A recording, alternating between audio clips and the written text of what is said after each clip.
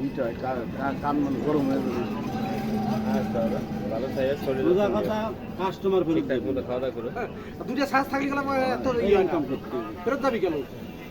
আমি কোন বেচাই লাগবে তাহলে আমার ফেরত দিয়ে ফেরত দিয়ে কোনো লাভ আছে? আর বড় বিষয় হলো এই যে এটা যে মনে করো যে ব্যবসা এতে কি সরকার খরিল আছে মানে গরম রাখলি নাকি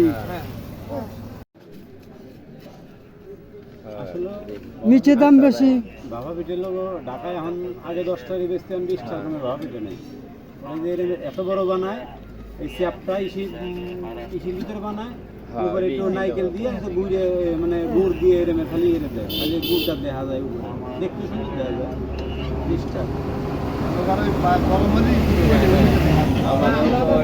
আমি তো পুরো পাগল ওই জায়গা যে মানে এই সিটে যে ইটা বানায় গোলগোলটা। 20 টাকা ফলে ঢাকা 10 টাকা ওই বছর তো মনে হয় বানায়নি এটা দেখলাম বাসা